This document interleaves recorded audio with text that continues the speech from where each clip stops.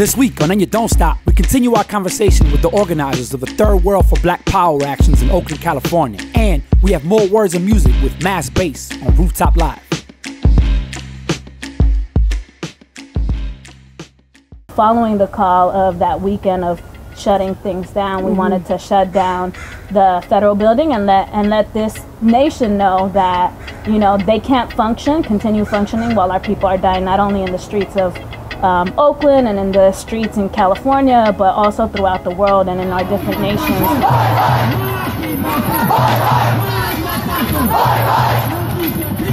We wanted to also reach our communities to let them know that as Palestinians, as Arabs, as Chicanas, as Filipinos, that we want to shut down the federal building for Black Power, to raise that level of awareness in our own communities and then mobilize them. So we also have a strategy of movement building. This isn't about an action for an action's sake.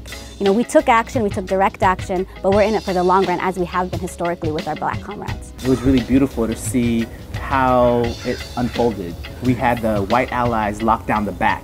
And it was strategic that we had all like the folks of color and third world people be up in the front just to really show and highlight who the faces are in terms of folks being impacted by this global policing. The other thing is that cultural work and also our people's history and the way we navigate in our particular spaces really got articulated through the program.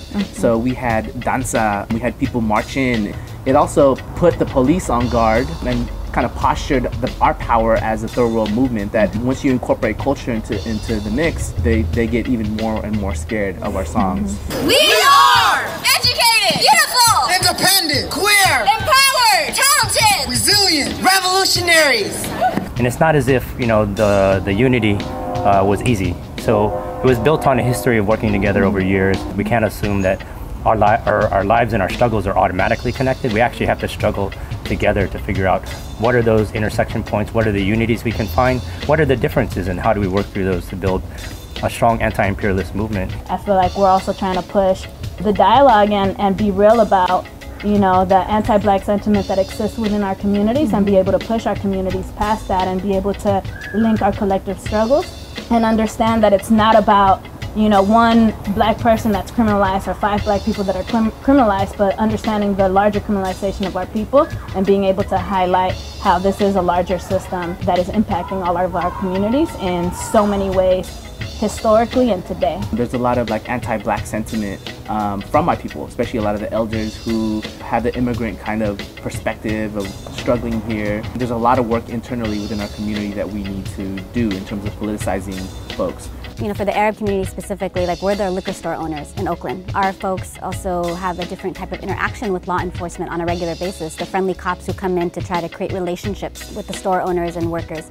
And for us, some of that work is also unpacking the relationship between law enforcement here and the state of Israel, because there's a very specific relationship in terms of how Israel actually trains cops, you know? So when we start to talk about these types of things or how they share technology, that clicks with folks. And so we've organized around militarization and surveillance and policing in a way that makes those connections and brings out our folks.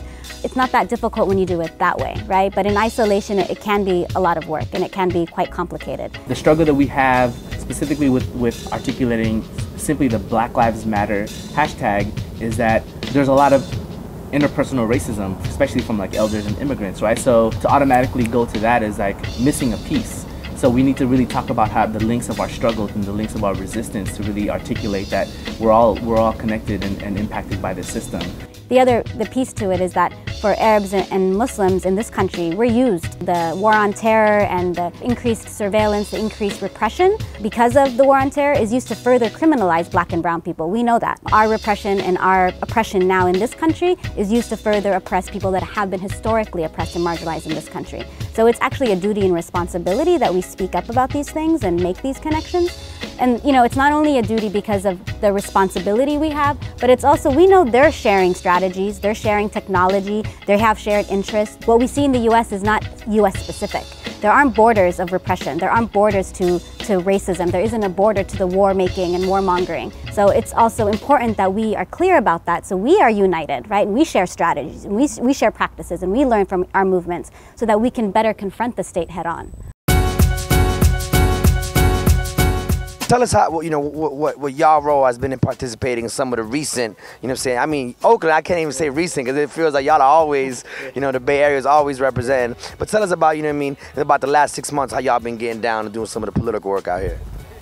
Well, definitely the Bay Area has a history of multicultural, multi-community solidarity, and intergenerational. Like, we have elders that have been down with one another, that have passed on those stories and that, you know, those lessons to us in terms of our generation. Most recently with the Black Lives Matter movement, it was actually really important for us to really be, in terms of solidarity, really be out there. One thing that I could think about was, I always tell the story of the Philippine-American War, late 1800s, early 1900s. You know, the U.S. Army, the U.S. military was in the Philippines, and there were Black American soldiers that actually defected and joined the Philippine insurgents.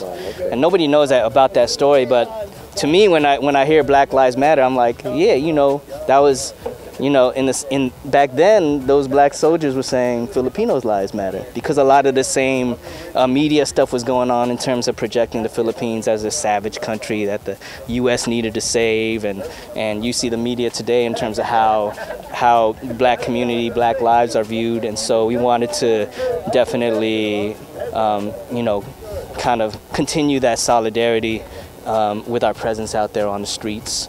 You know, here in the Bay, just like, you know, New York, we have, you know, people of color, working class white folks all around doing a lot of good local work, but also connecting it to the liberation struggles around the world, whether it's Palestine, whether it's Africa or Asia, Latin America, what's happening in Chile or Venezuela.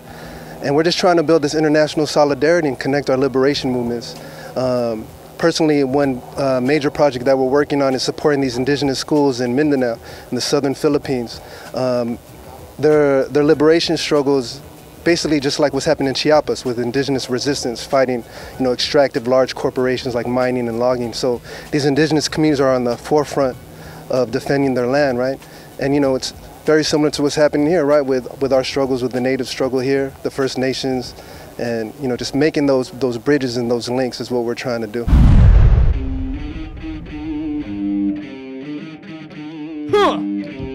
Mass bass in your face. Ha! 1, 2. Live from the town, Rooftop. This is for all of my kasamas up in Caloocan, para maghanap tayo yung tunay ng kalayaan, yung tunay ng karapatan ng mamamayan. We know about the drama happening in Malacanang. The whole world sees it. We're afraid of the truth. They tell us pray to Jesus while they aim and they shoot. Cold concealing the evidence and taking the loot. Getting on the television and making excuses. Ruthless politics, no shame, not an inch. Got 99%, but they want all of it. Grabbing everything like the arms of an octopus. All of this from behind the doors of their offices. Kinda obvious, we've already known. Our minds, our labor, that's all that we own. We can't no longer postpone. People ready for some combat. Who ready to take our lives back? Where your hands at? Worker man him sweating out of factory. Boss money collect all the candy. Government no care about what's happening. Long as they keep making that money. Peasant money till for the family. But he don't even own his own land, say. President no care about what's happening. Long as they keep making that money. We are the workers, the peasants, the students, the women, the Muslims and Christians, the indigenous children, the fisherman fishing, drama of the jeepney, the OCW in Saudi, Italy, all of us connected cause we all want change. Ain't asking for a lot, just a couple little things, little justice, little peace, little decent living wage, little food on the plate, little hope for better days in this maze of society. We are not anonymous, no wonder why the government and military target us, follow us.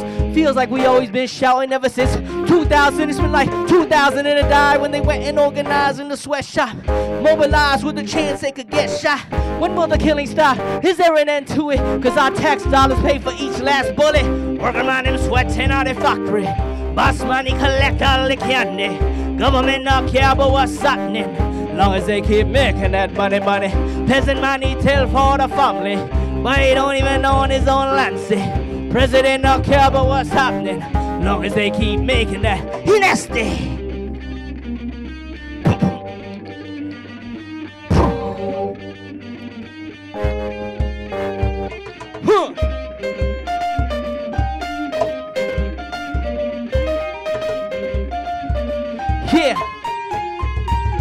From Aquino to Obama, puppet to the puppeteer, the masking and the numbers that are underwear, the bullets in the clip, the one who weren't there, foreign investments, who wants to be a millionaire?